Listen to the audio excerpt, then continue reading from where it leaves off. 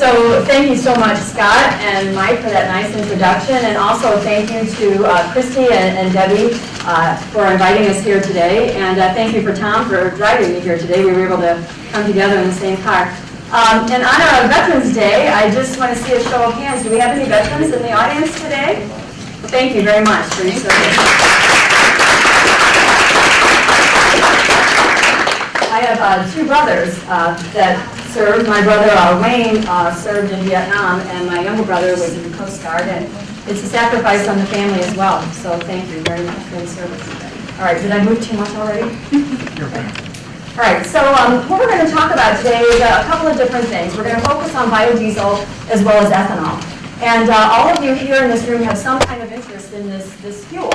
And the thing that's so important for me, I'm trained as a chemist, is that ethanol is something that's renewable. And when you pump petroleum out of the earth, there's only a certain amount that's going to be available in the oceans, in the seas, in the shale rock formations. And once that's pumped out, the earth isn't going to make any more. It took millions and millions of years with fires burning and heat and underground pressure to get that petroleum where it is today. And once it's gone, it's gone. So the thing that I really like about ethanol is that it's renewable. Farmers can make more of it, and the farmers are very good at doing that. So what I'm going to talk about today, and we don't have much time, Tom and I each are really giving you kind of a 500-level view. Both of our presentations, we could talk about a number of things from there. And at the end, you'll see my email address, or just go to the National Corn Growers Association. I'm happy to have individual conversations with any of you about anything. I'm happy to share my slides as well, too. So we're going to talk to you about these renewable resources. And besides being renewable, there's also some other really great things about them. For me, one of the things I really like about ethanol, besides the fact that it's renewable, is it has a lower greenhouse gas emission footprint than petroleum. And when this thing called the Renewable Fuel Standard was put into place, our country put that into place for several reasons. One of which was to decrease our reliance on non-renewable petroleum. Another reason was that they wanted a source of energy that had a lower carbon footprint. And they also wanted to help pump up the rural economy. And the Renewable Fuel Standard did all three of those things, and it did it very, very well. So we're going to talk about that. So first what I'm going to do is just overview a little bit about what the heck is the National Corn Growers Association. It looks like a lot of you, I'm going to guess, are tied to agriculture. So you probably know a lot of the stuff I'm going to already tell you about corn. But I also found sometimes I can get a fact or two in there that maybe some corn farmers don't always know as well. So maybe I can teach you a little bit about that. I'm going to talk a little bit about corn production and utilization. And some of this information you may or may not know, but I'll give you some resources so that you can share it with other people too, because there's a lot of people that say, I had no idea corn could do all of that. And then the other thing that I'm going to focus on is corn as it relates to ethanol. And as you know, there's various sources for ethanol, but today, most of the ethanol, most of the 14 billion gallons of ethanol comes from corn starch.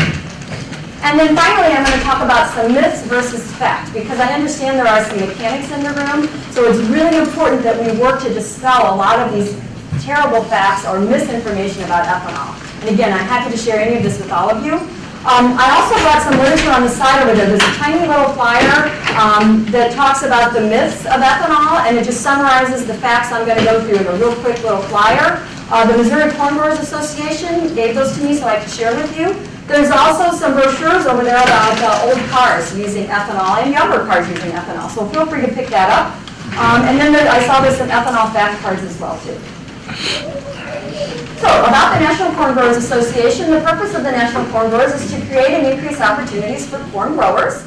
We are a membership association, and you can see here that in yellow, this is where there are corn grower associations. So Kentucky has a corn grower association. Laura, raise your hand. She's the executive director of the Kentucky Corn Grower Association. Illinois, Missouri, and so on and so forth. All of those yellow states have state corn growers associations. Then the other green states have individual members. So if you join your corn state association, you're automatically a member of the National Corn Growers Association. But if you just want to join as a member and your state doesn't happen to have a corn grower association, then you can be a member of the National Corn Growers Association as well too. There are over 300,000 farmers that contribute to the checkoff program. So when you take your grain in and you sell it, a small little bit of that from each bushel goes to the state organizations, and that's the checkoff, and that's what actually funds those state organizations. And the state organizations send some of the money to the national corn growers as well, too. So whenever I see corn growing, I know that a little bit of my salary is in every one of those ears out there in that field. So a lot of people, and probably this is not a problem in this room, but a lot of people misunderstand the difference between sweet corn and dent corn. And as you know, most corn that's out there is yellow number 2 dent corn. It's not this sweet corn that this little girl is munching on or the Jolly Green Giant puts into their can. So most of the corn that we have is that yellow number 2 dent. However, there are lots and lots of uses of corn. And if you go down here, it's Iowa State University, you can print out this big poster. It's like a big 11 by 18, and it shows all these different uses of corn. But excluding this fuel usage down here, all these other uses represent really a pretty small percentage of the corn. What's most of the corn used for? I heard it. Feed? Animal feed, that's right. Most of the corn is used for animal feed. Then the second largest use of it is ethanol. And then the rest of it is used for exports and other uses. It's that other uses category, about 10%, that represents this here. Like I said, excluding this here. That's about, I'd say, around 30% of the corn is used for ethanol. And a good chunk of that corn that goes into the ethanol production process comes out as a feed product called dried distillers grains. So whenever I talk to the general public about corn, I'll say whenever you're making ethanol, you're not just converting that corn kernel into ethanol or biofuel, you also have this really valuable side product called the dried distillers grains. And a lot of people don't realize that. And I tell them that the corn kernel is just like what the Indians used to do with the buffalo. They use every single portion of it. And another co-product is corn oil, which that's one of the feedstocks that Tom's going to talk about for biodiesel. So some corny facts. Can anybody tell me what this is here? It's about this big. It's the original corn. Back in the time of Mexico, long, thousands of years ago, there's this stuff called teosinte. And through breeding and crossing, we went from something that looked like this to this, scrawny little sweet corn. I really would like to have like number 2 dent right here. But there's some other facts.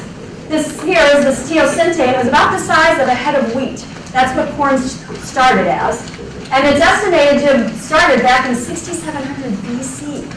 And what they say is it was the wind that figured out that, hey, if we collect the best seed and save it and plant it again next year, our plants keep getting better and better, and they're looking better and better. Because, women think about things like that. So there's some little facts here that I wanted to show to you as well. And back in the early day, in the late 1930s or so, when we first started tracking yield for corn, the yield was only about 25 bushels per acre. What is the USDA saying for this year? Does anybody know? What are we predicting corn yield? 175. It was just reduced from 174 to 173.4, so very good. Whoever yelled out 175, good for you. And the National Corn Growers Association runs what's called a corn yield contest.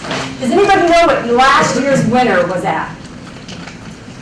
Go ahead. Oh, you heard it lunch. It just always amazes me. Anybody want to guess? Take a guess. If the average is 170, what do you think the most anybody's ever grown? 455. 455 bushel per acre. I want to see this farm because I want to see what that stover looks like. I mean, they have got to have a ton of stover on that field. So, National Corn Growers runs this corn yield contest. If you're not a member, please encourage your family members to do so. A lot of times you can get Monsanto or Pioneer or Syngenta to buy your membership into that. So let's take a look at how corn yields have increased over time. I think this is an amazing plot. So back here in the 1920s, 1930s, around 25 bushel per acre. Now we're up here in this range of 170, and we know, while not all farms will probably produce at 455 bushel per acre, the point is it's possible. It's possible to get that many plants on an acre. So corn farming is continuing to increase in its yield and in its value. And I just think that's an amazing thing. So what you can see here is on average about 2 to 3% yield increases per year is what we've been seeing over history. So corn farmers continue to get better and better at their agronomic practices. The seed companies, while the seed is expensive, they're getting better and better at figuring out what are the best genetics. So you combine that, biotechnology and genetics, with great corn farming and great corn farming practices, you are increasing yields, and we're continuing to see these yield increases and expect even more. So this slide illustrates how much we've been able to decrease the amount of land per bushel or acre. So back in 1860s, early 1900, it took about 1,500 square feet for a bushel of corn. What's the average weight of a bushel of corn? 56. You guys know about corn farming. This is great, but nobody knows these answers usually. So this is great talking to an ag group. So yes, so back here in the early 1900s, it was about 1,500 square feet. Right now, it's about 260 square feet. And it's predicted it's going to take even less. Even less. So we're getting more per unit of earth. Some other improvements that have happened, in addition to land use decreasing, we see a soil loss decrease, irrigation is decreasing, and a fact that a lot of people don't know is 85% of the corn gets its water from rain. Only about 15% is irrigated, and most of that comes from one state. Which state is that? Man, I can't stump you guys. Yes, it's Nebraska. Very good. That's right. Then some other improvements, energy decreases and greenhouse gas emissions. So one of the things I want to tell you is the Renewable Fuel Standard, the law that went into place for producing ethanol. Back then, in 2007 and 2008, they predicted that by 2022, corn would have a 20% lower greenhouse gas footprint compared to getting gasoline from petroleum. You know what it really is going to be? It's going to be closer to 50 to 60% less than petroleum. Petroleum isolation is getting harder and dirtier to get, and it's getting more and more labor intensive. And the old wells for petroleum, they could get petroleum out of that for 10, 15 years. Now, with the newer technology and the newer fracking and all of that, they're getting most of it in the first year or two. So petroleum isolation is getting harder and dirtier, and corn production has gotten cleaner and higher yields. This is something I wanted to point out called the Corn Farmers Coalition. This was actually started in one of our membership states. Illinois started this, and it was so great and so wonderful that it was launched to the national level. These little ads are about corn farmers, and they have different little statistics and facts. One of the ones I really like is 95% of the corn produced in the United States is by family farms. And a lot of people think it's big ag. And I don't know why. The only thing I can figure out is when you go by a farm and you'll see a Pioneer stake or a DeKalb stake, people think that Pioneer or DeKalb owns that corn. They don't realize that that's a family farm. So the Corn Farmers Coalition was actually an initiative targeted on the Hill of Washington, D.C. at the people that make the rules and the regulations, trying to point out some of these common facts about farming. And it's done a terrific job of doing that. And the National Corn Growers supports this, as well as many of the states. The other thing I like to point out to people, and many of you I'm sure probably know this, is I'll hear people talking about, oh, the price of corn is leading to the higher price of food. Well, when I point out to them, oh, guess what? If you've got a 56 pound of per bushel, right, bushel basket, 56 pounds of corn, if you take and figure out the math, if it's $4 a bushel, so if you take $4 divided by 56 pounds, that's 7 cents a pound. Corn is only 7 cents a pound. I mean, that is cheap. So then when you go and figure out, well, how much corn do I need into an 18-ounce box of corn flakes? You need less than a pound of corn. That's 6 cents. 6 cents of corn is in a box of corn flakes. Then you go down here and let's just look at beef. You need 2.6 pounds of corn for a pound of beef. That's 18 cents. Don't tell me it's corn that's leading to high food prices. What do you think it is? What do you think food prices track with? Oil. You guys are really smart. You know a lot of the answers. This is really great. Yes, so I just tell them, you know what? It's petroleum. It's just like when you go out to eat and you charge $15 for a meal. It's not because that food costs that much. It's the waiter, it's the dishes, it's all the other stuff that goes along with that. And then I point that out to people and they go, oh yeah, never thought of it that way. That's because somebody on the radio said, and they blame it on the price of corn. So I love this slide because it points that out. So what's in a kernel? It's mostly starch, protein, oil, and fiber. What is it that we can get out of this 56 pounds of corn? Well, you can get almost 3 gallons of ethanol or any one of these other things, starch, sweetener, and some polymer called PLA. Plus you can get almost 20 pounds of this dried distiller's grains, DDGS. That's what's used as an animal co-feed product. How many of you have heard of dried distiller's grains? Again, everybody knows, okay. And then you get about 1.5 pounds of corn oil, or about 3 cups per bushel of corn. So the purpose of the RFS, as I mentioned, 3 things. Decrease our reliance on petroleum, because that's non-renewable energy. Decrease greenhouse gas emissions. and enhance the rural economy. And I'm very pleased to say that the RFS has done all three of those things. And we actually have, the National Corn Growers has about 8 lobbyists that work in Washington, D.C. full-time, and they work on different issues like the Farm Bill, water issues, and so forth. I have a counterpart that works in Washington, D.C. to defend the policy of RFS for ethanol and always looking out for things as it relates to policy on corn ethanol. So now let's talk about what's in ethanol versus what's in gasoline. And I know you can't read this, but anytime you go and fill up with gasoline, you can get something in that up to 150 different substances. Many of those are toxic and carcinogenic. You don't drink ethanol. And we all know, or you don't drink gasoline, that is, but you can drink ethanol, bourbon, wine, beer. That's the good alcohol, right? The alcohol in your medicine cabinet is isopropyl alcohol. That's a 3-carbon alcohol that has that hydroxyl group on the middle carbon. You all know chemistry, right? Yeah, okay, see, I can finally tell you something. But ethanol is a 2-carbon molecule with that little alcohol group on one side. We know we can drink this. I go not ethanol, right? But who drinks gasoline? Nobody. It's going to kill you. That's the other thing. It's like, you can drink this stuff. You can't drink it. I get passionate about this. I have to. Okay, so that's okay. Now let's talk about the misinformation about ethanol. Here we go. Here's the 4 big facts. And mechanics, please pay attention. Again, happy to share all this with you, and there's literature on the side that summarizes it. Myth number 1, ethanol is harmful to my engine. Where on earth did that come from? Well, back in the late 70s, did you hear of gasohol? That was the first name for ethanol. They started putting it in the fuel, and back then, a lot of the fuel lines had rubber hoses and tubing and so forth. Not only ethanol, but gasoline was harmful to those, so they had to change that over. But people have this misconception that gasoline hurts their car engines, and that's ridiculous. Now all of the fuel systems are made with this silicon-based material. Ethanol does not harm that, and in fact, in side-by-side tests, you can put different components of those. I've seen these tests before, and it's the substances in gasoline that harm it actually more than ethanol. Both of them will cause a little bit of swelling, but not to the degree that it causes any problem at all.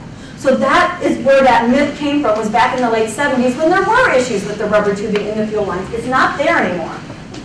Often ethanol is blamed for these, and it's the issues with gasoline. It's not the ethanol. Ethanol is a cleaner fuel than gasoline, and it has an indefinite shelf life. How many of you have ever thrown your isopropyl alcohol away out of your medicine cabinet because it went bad? You don't do that, but gasoline has a 30 to 60 or 90-day shelf life. You've got to get rid of it. What most people do is, like me and my husband, we leave our weed eater filled with gasoline, and then we go out there in early April, and guess what? The thing doesn't start. It's because the gasoline went bad. It's not the damn ethanol, the darn ethanol.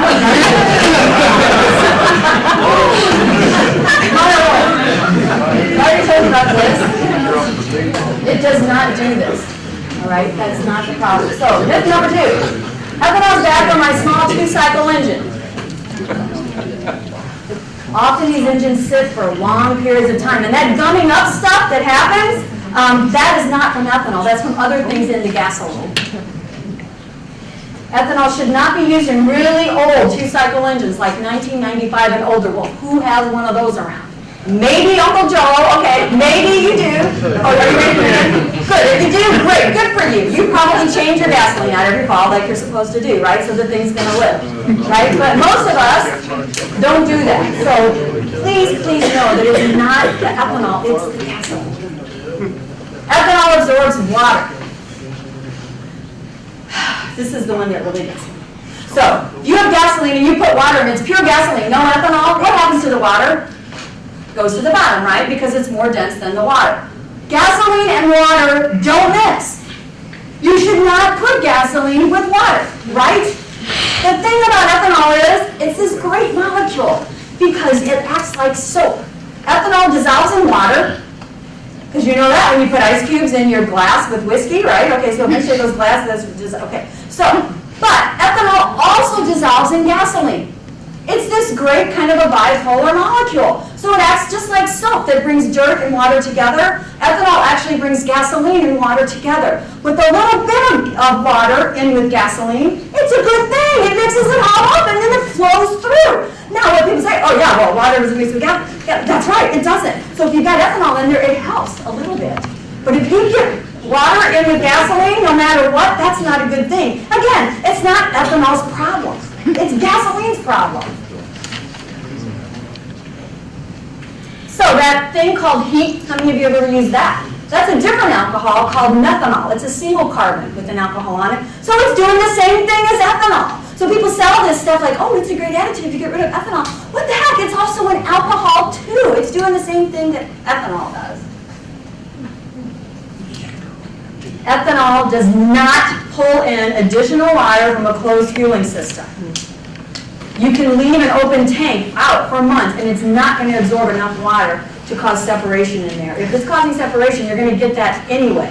So whether you have ethanol in there or not, you should not be getting water in there. Many boaters in the Midwest have been using ethanol in their boats for 30 years. And in fact, the National Boat Racing Association uses E10, that's 10% ethanol, 90% gasoline, for all of their races. So they're boaters. I'm not you guys, but I mean, you can tell the boat people. Ethanol cuts my fuel mileage. Here's where this misinformation comes about. If you have a gallon of gasoline and you have a gallon of ethanol, which one has more BTUs? The gasoline. It's got about 110,000, I'm rounding. It's got about 110,000 BTUs per gallon of gasoline. A gallon of ethanol has about 76,000 BTUs. There are more BTUs in gasoline than ethanol. I do not dispute that. However, here's something that people often say. When you make ethanol, you get out less energy in ethanol than what you put in. That is absolutely not true. For every 2.3 units of energy in ethanol you get out, you put 1 energy unit in. So anytime anybody tells you you get out less energy when you make ethanol than what you put in, you stop them dead in their tracks and say, that's not true. Well, you might want to be nice about it and just kind of say it in a nice way. But I think those two facts get mixed up, and that's where the problem comes from. There is less BTU in a gallon of ethanol than a gallon of gasoline. So then when you say, all right, I want to put E85, 85% ethanol into my fuel tank, you are generally going to get less mileage. However, I've heard people tell me that when they drive FFVs, flex fuel vehicles that can take up to 85% ethanol, once they put a couple of tanks in it, they're actually getting about the same mileage because the engine will actually adjust to that. But let's go through some math here. So I just told you all of this. So that represents about a 30% energy difference if you're comparing 100% ethanol versus 0% ethanol and 100% gasoline. However, if you then take E10, which 95% of the fuel has E10 in it, 10% ethanol, you're only going to get a very small energy difference, maybe 3%. And a lot of people say they cannot tell the difference because, as it turns out, ethanol is this great high-octane molecule, and so it provides this benefit to the engine. If you have E85, then once you account for the 30% energy difference and say, okay, I've got 85%, that's about a 22% reduction. Up until just recently, ethanol actually sells for about 50 cents to $1 less than gasoline. 50 cents to $1 less. So when you go buy a fuel station and they're selling E85 the same price as E10, you should say, hey, that should be a lot cheaper, and it should account for this 22% reduction. That's how it was all planned and worked out to happen. It didn't work that way, and that's a whole nother story. This is the other thing I wanted to point out. It's 2.2 units of energy from ethanol for every 1 unit into the process. Okay, so just remember that. It is not true that you get out less energy than what goes in. The other thing is I spend a lot of time talking with the automakers. And you know what?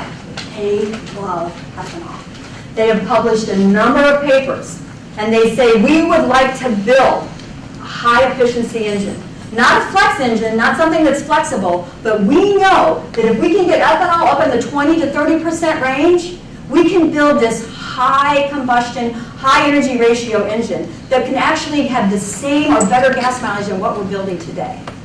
And there's all kinds of published papers out there. However, it's all tied to policy, it's all tied to government regulations, all tied to the EPA. So I spend a lot of time thinking about, okay guys, you know this. You know this is published, this is out there. This is not stuff they tell us in a smoke-filled dark room. This information is out there. So I spend a lot of time scratching my head thinking about how are we going to get the infrastructure set up so that we can pump this level of ethanol into the cars of the future. So that's one of the things they've said to me is, we have built the 16 million FFVs on the road today. There's about 230 million light-duty vehicles on the road today. So that represents a very small percentage, 16 million FFVs.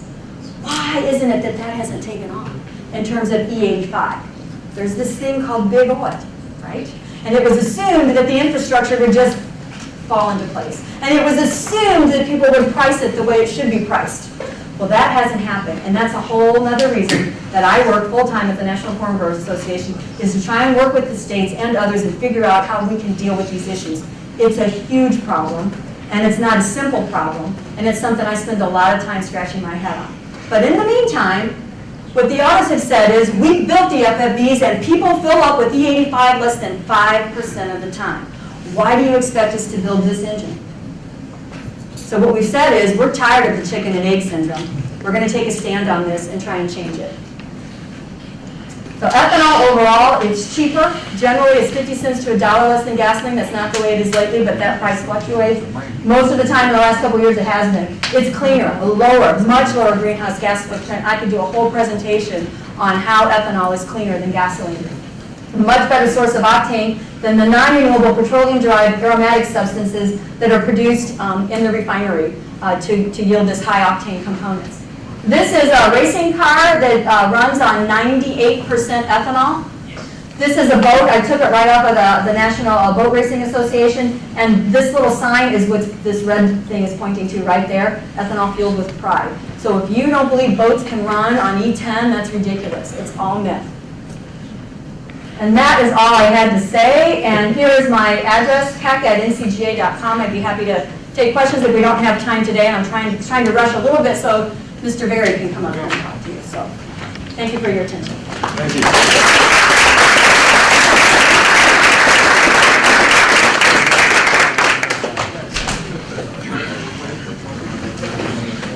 Ma'am, thank you. We will have a few minutes for questions here towards the end of Mr. Berry's presentation from both speakers. While Tom's getting the microphone on, Tom Berry is the Director of Outreach and Development at the National Biodiesel Board. He leads major programs and business development efforts for the National Biodiesel Board, as well as sharing in overall organizational management. Maybe I need some ethanol because I can't speak that. Tom's primary responsibility is directing development and outreach efforts to key stakeholders in the industry. He brings over 22 years experience in biodiesel marketing or market development. He has a bachelor's degree from the University of Illinois in Ag Economics and now resides in Jefferson City with his wife and 3 children. Tom, thank you for being Thank you, Mike. Appreciate it. Can you hear me okay? Great to be with you today with the National Biodiesel Board out of Jeff City, Missouri, about 5.5 hours west of here. I stopped in St. Louis this morning to pick up Pam. And the time flew by as we drove here, as you can tell. She's very passionate about what she does. But when we were there discussing who's going to drive, Pam and I take these little trips once in a while. I tell her, I have to remind her, Pam, the deal is we drive on biodiesel and we drink ethanol. So you can drive on ethanol and drink the biodiesel, but it works out a lot better if you drink the ethanol. So, my presentation today, I want to give you a quick overview of our industry, and then we're talking about how ag intersects. The topic today is how biodiesel and ag intersect. And I got several different points where biodiesel and ag does intersect I want to cover.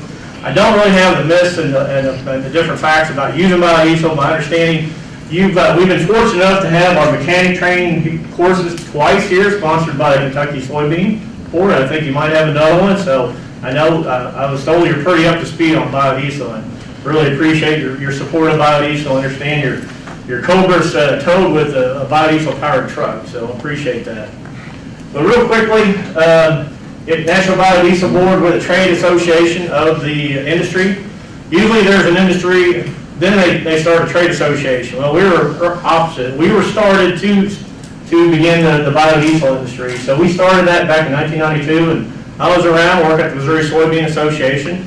I've been driving on biodiesel since 1991. Actually, one of the first places I came was right here in Kentucky. Debbie Ellis, who's the CEO of the Kentucky Soybean Board, invited me over for a farm field day they had over here in Kentucky. So I've been driving on biodiesel in Kentucky for 20-some years. That's a whole lot. But we were formed by the state soybean boards. Kentucky Soybean Board is a member. Dennis Clark, the Kentucky soybean farmer, serves on the National Biodiesel Board. But, you know, it was started by soybean farmers, but we are feedstock neutral. That was one of the, back in '94, I was actually at that meeting. The farmers, the only people around the table were soybean farmers. They decided to open it up to all feedstocks. Because they ever thought if we ever took off, we would need all feedstocks for our industry, and that's what is actually happening. We have the state soybean boards, we have the renderers, we have all our feedstock suppliers plus our producer members. We're headquartered in Jefferson City, Missouri. We do have an office in Washington, D.C. It's kind of a strange place to have a national office, but that's where the Missouri Soybean Board was kind of the grandfather of the National Biodiesel Board. That's where we're at. Real quick, here's a little. We're not as big and been around long enough as ethanol. It's kind of like they're the big brother, big sister alternative fuel. We're just kind of the little kids following them. So. But we've learned a lot from what ethanol does. We appreciate the trail they blaze for us. But here's our volume numbers. Last year, our best year ever, almost 1.8 billion gallons. That's almost 5% of the transportation diesel fuel used. What it brings, we have energy security benefits, cleaner air, and jobs. And we've displaced over 2.6 billion gallons of imported diesel. So it's Veterans Day. I want to say thank you to the veterans and the active military for what we do. We appreciate it. And also, we think biodiesel helps provide energy, provide security for our country as well a little bit. Our energy balance, that's something they love to hit us on. But if you take the energy balance, the complete life cycle analysis of soybean biodiesel, all the energy it takes to make the tractor, to make the soybeans, to process the bean oil and the biodiesel, is 5.5 to 1. So it's very positive. Anybody tell me what the energy balance is for petroleum? Take a guess. Positive or negative?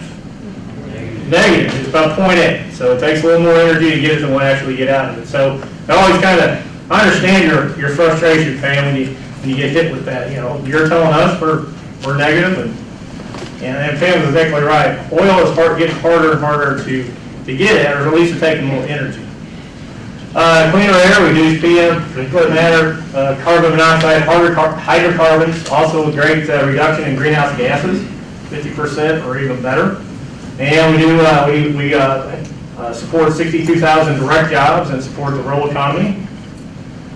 You can see our producer members. These are our biodiesel plants. About every state in the country has a biodiesel plant. Here in Kentucky, right here in Owensboro is Owensboro Grain. They've been a long-time National Biodiesel Board member, major biodiesel producer. And right up the river, up in northern Kentucky, is Darling. They're the largest collector of rendering fats and oils in the United States. So remember, that's another important feedstock for our industry. But you can see we're scattered all over. If you look at our feedstock profile, soybean oil is over half, and then you can see we got the other half is pretty made up of other different feedstocks. We got canola, distillers corn oil coming from ethanol plants, animal fats, recycled grease from restaurants, and then the other oils like cottonseed oil and those kind of residual oils were a good source, good market for them. And when we talked about 1.8 billion gallons of biodiesel used last year, well, you know, most of that's been used in low blends of 5% blends or less. But we do have some high-profile users of biodiesel out there. This is a small sample of some of them. You see Yellowstone, NASA, J.B. Hunt. Just visited with those folks in northwest Arkansas not too long ago. Last year, about 40% of their fleet was running some kind of biodiesel blend last year at any one time. Love's, Pam and I passed Love's truck today on the highway. They sold 200 million gallons of biodiesel last year through their truck stop system. City of New York does all B20 at 10,000 diesel fleet running on B20, and actually want to go to B30. And Veterans Day, we got mentioned the services, the Navy, Marines have been the leaders, especially the Marines have been the leaders on biodiesel. The other services are all using biodiesel in their civilian vehicles. A little fun little slide, biodiesel in sports. A lot of sports teams use biodiesel in various ways.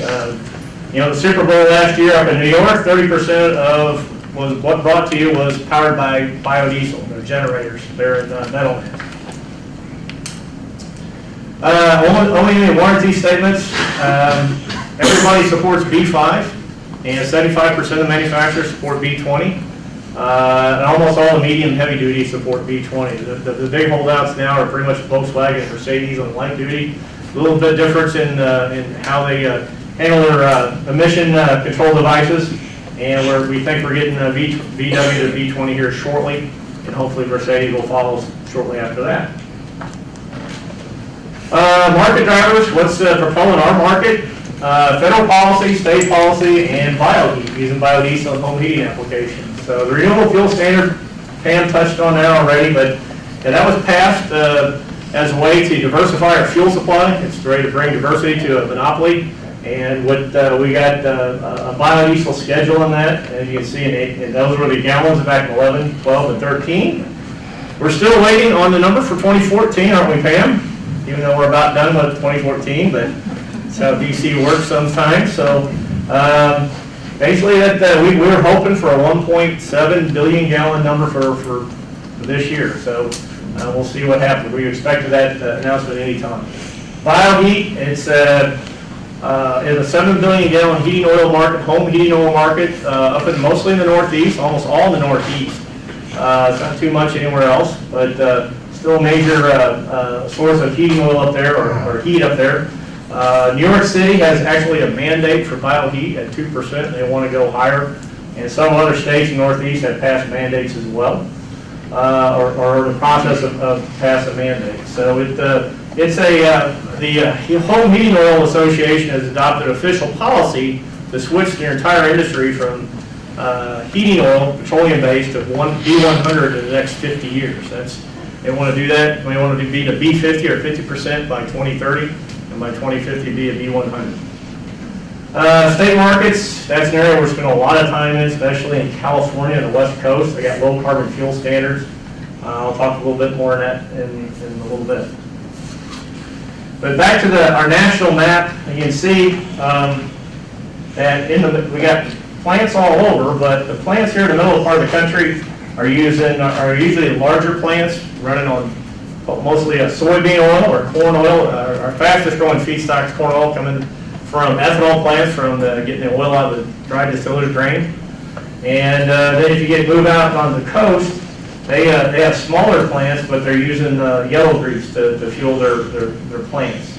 In San Francisco, New York, they're using the restaurant grease from those locations to make biodiesel. So they're sourcing the plants, they're putting the plants and scale them to where the available feedstock is. So biodiesel on that, how do we interact with agriculture and industry? It's number one, real simple. We wouldn't be here without soybean farmer leadership. They're the ones that had the vision back in 1992 to start biodiesel.